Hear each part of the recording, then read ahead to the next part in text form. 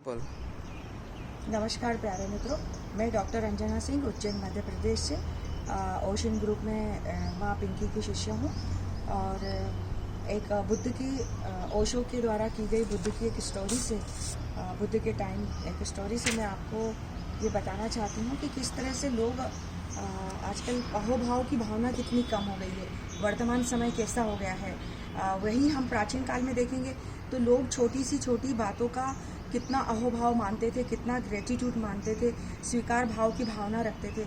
और वहीं आज के परिदृश्य में लोग कितनी भी किसी की मदद कर दें लेकिन उनके मन के अंदर अहोभाव का भाव भी नहीं रहता है। तो एक बुद्ध की छोटी सी स्टोरी के द्वारा मैं आपको ये संदेश फैलाना चाहती हूँ कि किस तरह से तिब्बत का एक गांव था और वहाँ पर एक साधिका थी।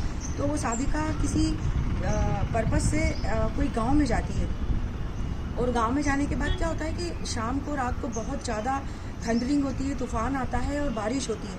तो बारिश होने के बाद में एकदम से वातावरण ही वहाँ का बदल जाता है। तो इस तरह से क्या हुआ था कि अब रात को वो लौट तो नहीं सकती और जब लौटने के कारण मतलब उसको ऐसे मन में विचार आया कि मैं गांव में ही कहीं शेल्टर ले लेती हूँ। तो वो आश्रय लेने के लिए गांव के किन्हीं सदस्यों के पास गई, कोई परिवारों में। तो परिवार के लोगों ने जो है उसे कोई शरण नहीं दी और कहा कि हम आपको जो है मदद नहीं दे सकते, आप कहीं और देख लीजिए। तो वो ऐसे तीन जगह जाती है लेकिन कहीं भी उसको शरण नहीं मिलती है।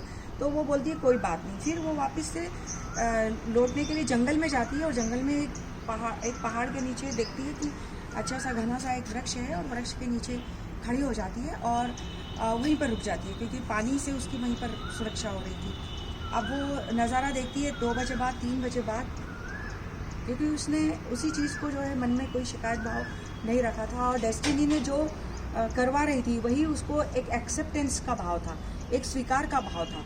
तो उसी लिए वो जो है वहीं पर रुक जाती है और देखती क्या है, वो अचानक एक ऐसा नज़ारा देखती है कि खुला जो है चांद धरती पर उतर आया है और वहीं पर लिली के फ्लावर्स जो है उसके सामने खिलते हैं। एक ऐसा डिवाइन एक्सपीरियंस उसको इस प्रकार का होता है नेचर के द्वारा। कहते हैं ना कि ऊपर ऊपर अस्तित्व और नीचे नीचे ईश्वर।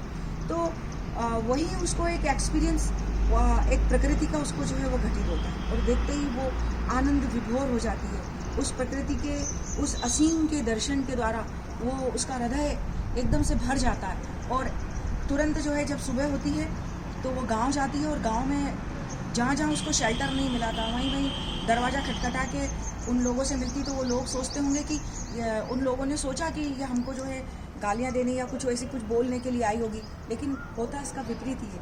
वो अहोभाव से भर गई थी, उसका चेहरा प्रसन्नता से भर गया था और वो ये बोलती है कि धन्यवाद, आपने मुझे शेल्टर नहीं दिया, आपने मुझे आश्रय। तो वो लोग बोलते हैं कि अरे ऐसा क्यों बोल रहे हो, हमें तो लगा कि आप कुछ हमें भला बुरा बोल नहीं। तो बोले नहीं, मैं आपका अहोभाव देने के लिए आई हूँ।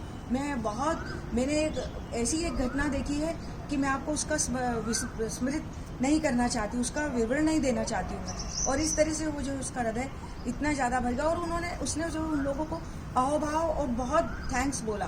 और ऐसे ही जो है वो 2 लोगों के पास में गई, 2 फैमिली। और इस तरह से इस कहानी का मॉरल यही है कि बुद्ध के समय की घटना है ये।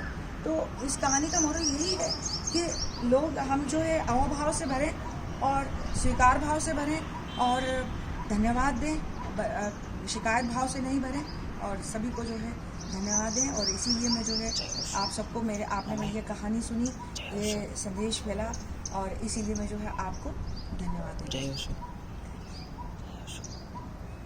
जय ओशो। जय ओशो।